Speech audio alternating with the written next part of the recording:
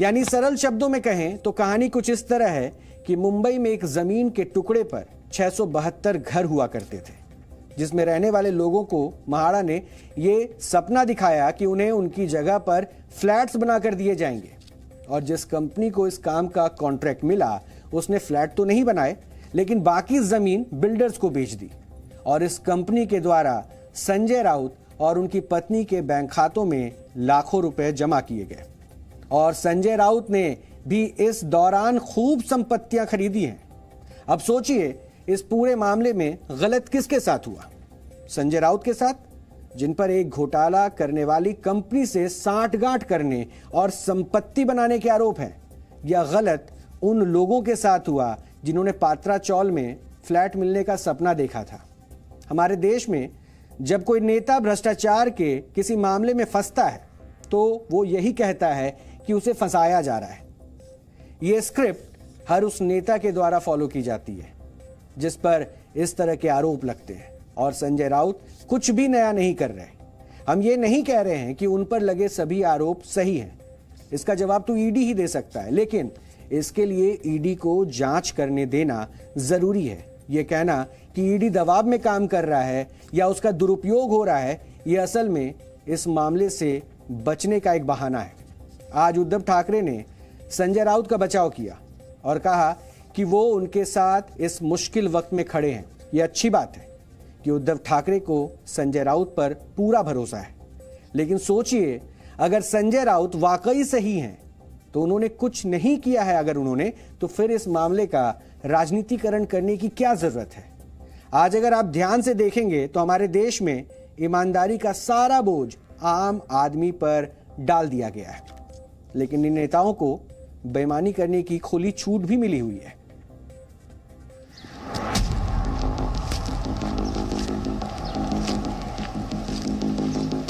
ये घर चलाएगा कैसे, इसी तरह से हमारी लड़ाई चालू है।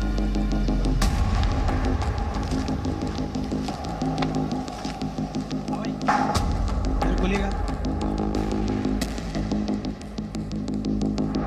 मैं इस वक्त गोरेगांव इलाके में स्थित उसी पतरा चौल की ज़मीन पर हूं जहां पर ऊंची इमारत बनाई जा रही है। ये तस्वीर आप देखिए, ये पतरा चौल पर बन रही इमारत है जिसे महाड़ा इस वक्त बना रही है। आपको बता दें कि साल 2007-8 में पतरा चौल, ये जो इलाका था, यहाँ पर चौल थी, बड़े बड़े पतरे से बनाई हुए घर थे, जिसे तोड़कर इमारतें बनाने का करार गुरु आशीष कंस्ट्रक्शन, महाड़ा और यहाँ के रहवासियों के बीच हुआ था, जिसे गुरु आशीष कंस्ट्रक्शन ने पूरी तरह से फॉलो नहीं किया और यहाँ की 48 एकड़ की ज़मीन अलग अलग बिल्डरों को बेची और उसमें से तमाम पैसे कमाए। और इसी ज़मीन को बेचने के बाद जो पैसा मिला उसका कुछ हिस्सा संजय राउत की पत्नी वर्षा राउत और उनके अकाउंट में गए, जिसकी वजह से जब ये मामला ईडी के संज्ञान में आया और जांच शुरू हुई तो पैसे की जो ट्रेल थी वो संजय राउत और उनके परिवार तक पहुंची और आज संजय राउत की गिरफ्तारी हो चुकी है। आपको बता दें कि 48 एकड़ की ज़मीन पर 13.5 एकड़ की जो पूरा लैंड था उस पर पतरा चौल के रहवासियों को घर बनाकर देना था और बाकी ज़मीन महाड़ा जो अलग बिल्डरों को देकर पैसे कमाती। लेकिन हुआ ये कि 13.5 एकड़ की ज़मीन पर भी लोगों का घर नहीं बना। इस वक्त महज 4 से 4.5 एकड़ की ज़मीन पर घर बनाए जा रहे हैं।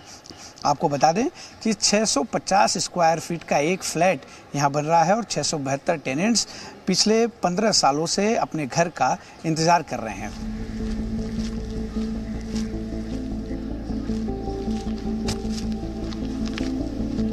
हमारा घर जो है ना, हमारा हक का है, तुम्हारा घर नहीं है, वो छीन के लिया ना हमारे से। तो अभी दो 12 साल हो गया हम लोग बाहर है। बहुत दुख होता होगा। दुख मजी कितना, चलो हमको नहीं, हमारे बच्चे लोग को रूम मिलना दे, बाकी कुछ नहीं। आज है मैं कल नहीं है। फिर बच्चे लोग को तो मांगता है क्या, नहीं कितना दिन भाड़े से रहेगा, अकेला लड़का कमाएगा, खाएगा क्या, भाड़ा क्या भरेगा। दूसरा चले गए, आज रूम के लिए हमारा जान जलता है, आज भाड़े के रूम में मैं रहती है। इतना बहुत तकलीफ है हम लोग को। अभी हम लोग हर जगह पे 2 वर्ष 1 वर्ष करके 13 वर्ष होने को आया बाहर ही। कितना भाड़ा जा रहा है अभी यहाँ का? अभी इसका 20,000 बोलता है भाड़ा और 5,000 लाइट बिल, 25,000 मांगता है हर महीना। कितना परेशानी हो रहा है, कैसे घर चल रहा है, थोड़ा सा बताइए। बहुत भारी दादा, मरने के लिए जगह नहीं है, ऐसा हो गया है। हम लोग 8-10 आदमी घर के अंदर इधर। अभी ये इसकी माँ काम पे जाती है बर्तन मांजने दूसरे का, वो कैसा भी चटनी रोटी चलाती है, उसका 3 बेटे और वो है। रोड नंबर 2007 में ऐसा सिलसिला चला कि अब इस कॉलोनी की डेवलपमेंट होनी चाहिए, तो म्हाडा गुरु आशीष कंस्ट्रक्शन कंपनी और हमारी उस वक्त की जो सोसाइटी थी, इनका एक ट्राईपार्टी एग्रीमेंट हुआ कि पूरे 672 लोगों को हम लोग नए घर देंगे, क्योंकि वो पतरे के घर थे। पतराचाल नाम ही इसी का था कि उनकी दीवारें भी पतरे की थी, छत तो पतरे का था ही, दीवारें भी पतरे की थी, इसलिए इसको पतराचाल कहा जाता है। तो अब इसका डेवलपमेंट किया जाए और अच्छे घरों में इनको शिफ्ट किया जाए। अभी कहाँ रह रहे हैं और आपके घर की क्या स्थिति है, कैसे किराया देना, सारी चीज़ बराबर बताइए। अभी तो हम लोग गोरेगांव में रह रहे हैं, लेकिन ऐसा है कि भाड़ा न मिलने की वजह से फिर जो पहले रहते थे उससे कोई छोटी जगह में एडजस्ट करना पड़ता है। कई लोगों को तो ऐसा है कि फिर पैसे की वजह से बच्चों के शिक्षण में कटौती करनी पड़ रही है। कई बीमार लोग हैं, उनकी बीमारी की इलाज ठीक से नहीं कर पा रहे हैं। जो हमारी सोसाइटी और म्हाडा के जो ऑफिसर थे, जिसपे कैग ने भी रिपोर्ट दी कि 1400 करोड़ का घोटाला किया है, उन लोगों का क्या, उनकी जांच कब होगी? सही चोर तो ये लोग हैं जिन्होंने 2007 से चोरी करना चालू की है। जब तुम लोग को 4.5 एकड़ में ही कंस्ट्रक्शन करना था तो 48 एकड़ की ज़मीन खाली क्यों करवाई? पतराचाल के रहिवासियों को 672 फैमिलीज़ है, मतलब 4,500 से 4,000 लोग हैं।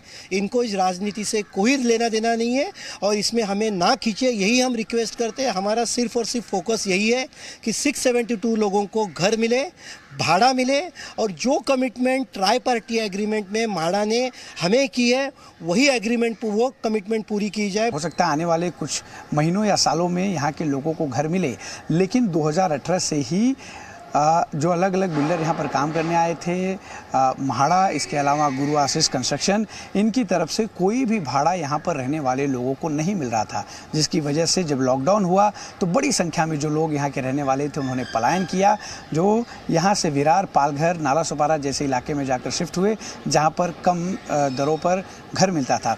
क्योंकि आज अगर हम गोरेगांव इलाके में कोई भी घर किराए पर लेने जाते हैं तो 20 से 40 हज़ार रुपये तक किराए पर जो है घर मिलता है।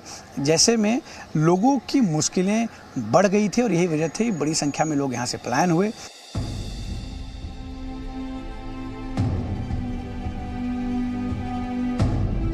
जब ये सब कुछ डील हो रही थी तो उस वक्त आपके पिताजी जिंदा थे? हाँ, तभी मेरे पिताजी जिंदा थे। उस टाइम मेरा पिताजी जिंदा थे। वगैरह उन्हीं के? हाँ, सारा एग्रीमेंट वगैरह उन्हीं के नाम पे था। उनको भी काफ़ी उम्मीद थी कि ये घर जल्दी से जल्द हो, पर उस वक्त फिर बाद में वो गुजर गए। ऐसे हमारी कॉलोनी के कम से कम 150 परिवार गुजर गए। अभी हमारी दूसरी पीढ़ी है, अभी हमारी ये तीसरी पीढ़ी है जो आगे घर की उम्मीद रखते। ये हमारा चौथा शिफ्टिंग है अभी। तो अभी हमारा अक्टूबर में एग्रीमेंट ख़त्म हो जाएगा। गए साल हम लोग 18,000 रेंट देते थे, अभी 500 रुपया उसने बढ़ाया। अगर और 500 रुपया बढ़ाएगा तो मुझे देना पड़ेगा क्योंकि और शिफ्टिंग नहीं जमेगा।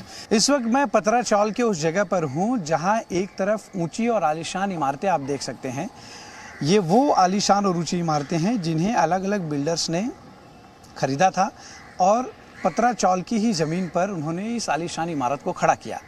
लेकिन जैसे ही आपकी नज़र दूसरी तरफ जाएगी, ये वो हिस्सा है जो उन लोगों को फ्लैट बन के मिलना था जिनकी ये ज़मीन थी, जो लोगों ने अपना घर तोड़कर यहाँ पर बिल्डिंग बनाने के लिए एक एग्रीमेंट किया था गुरु आशीष कंस्ट्रक्शन और म्हाडा के साथ। लेकिन यहाँ के जो मूल रहने वाले थे उनकी जो इमारत है आप देख सकते हैं कि किस तरह से खस्ता हाल है। काम पूरी तरह से रुका हुआ था, लेकिन जब मामला तुल पकड़ा तो और एक बार फिर से यहाँ पर काम शुरू हुआ है। म्हाडा ने ये काम जो है पूरा करने का जो है पूरी तरह से जिम्मेदारी ली है और अब धीरे धीरे काम यहाँ पे शुरू कर दिया गया है। लेकिन ये ऊंची और आलीशान इमारतें लगभग बनकर तैयार हैं। कुछ हिस्से में तो लोग रहने भी आ गए हैं, लेकिन जिनकी मूल जो है यहाँ पर जगह थी, उन्हें ही अभी तक घर नहीं मिला है और उन्हें लड़ाई लड़नी पड़ रही है। इस घोटाले का सबसे जो काला दाग है वो यही है कि यहाँ के रहने वाले लोग आज भी अपने घर के लिए परेशान हैं, अपने घर के इंतज़ार में हैं। 150 से ज़्यादा लोगों की अपने घर के इंतज़ार में मौत भी हो गई है। कैमरा पर्सन प्रकाश भोई के साथ अश्विन पांडे, जी मीडिया, मुंबई। ये मौजूदा स्थिति है, ये तकलीफ है, ये दर्द है उनका जिनको घर के लिए सपने दिखाए गए और बताया गया कि आपका एक आशियाना होगा, लेकिन आज इतने सालों बाद भी वो संघर्ष कर रहे हैं, उस सपने के सच होने का इंतजार कर रहे हैं। और आज जब इस पर पूरी कार्रवाई हो रही है, जांच चल रही है और ईडी ने जो डिटेल में अपनी बातें रखी है, जो आरोप लगाए हैं इस पूरे घोटाला क्रम को लेकर, उसको एक बार मैं फिर से आपके सामने पॉइंट टू पॉइंट समझाता हूं, क्योंकि इसमें संजय राउत का नाम आया। संजय राउत के नाम को आने के बाद एक बार फिर से उस पर राजनीति शुरू हो गई और राजनीति शुरू होने के बाद अब ये सवाल उठाए जा रहे हैं, क्या ईडी का इस्तेमाल दरअसल दुरुपयोग किया जा रहा है और सत्ता में जो बैठी पार्टी है यानी बीजेपी, वो ईडी का डर दिखाकर झुकाना चाहती है। क्या ये सच है क्या? क्योंकि ईडी ने जो पॉइंट टू पॉइंट अपनी बातें रखी है उसमें 9वें नंबर पर एक पॉइंट है जिसमें साफ साफ ये कहा जा रहा है कि मेसर्स यानी गुरु आशीष कंस्ट्रक्शन प्राइवेट लिमिटेड में जो पैसे थे, यानी जिन्होंने इन्वेस्टमेंट किया और इन पैसों के साथ उन्होंने 112 करोड़ रुपए प्रवीण राउत ने रिसीव किया है। यानी Shri Praveen Raut received around ₹112 crore in the bank account of from messrs HDIL, यानी HDIL से 112 करोड़ रुपए प्रवीण राउत ने रिसीव किया। अगले पॉइंट में यह बताया जा रहा है कि among the POC of around ₹112 crore, ED has so far traced POC amounting to ₹1,644,375 being transferred to the bank account of Sri Sanjay Raut and his wife Srimati वर्षा राउत। यानी ये पैसे सीधे खाते में जाते हैं संजय राउत के और उनकी वाइफ वर्षा राउत के। ये आरोप भी ईडी ने यहाँ पे लिखा है। और ये सिर्फ इतना ही नहीं, उसके बाद उन्होंने पॉइंट टू पॉइंट तारीखों के साथ मेंशन किया है जिसमें ये बताया जाता है कि प्रवीण राउत ने एक अनसिक्योर्ड लोन दिया। वो लोन 2009 से 2010 के बीच में दिया गया जिसकी राशि थी 55 लाख रुपए। और उसके बाद ऐसे ही क्रमबद्ध तरीके से ऐसे कई दस्तावेज, कई लगातार जो पॉइंट्स हैं जिनमें पैसों के लेन देन का जिक्र किया गया, वो भी ईडी ने यह आरोप लगाया है। यानी एक तरफ ईडी को लेकर राजनीति हो रही है।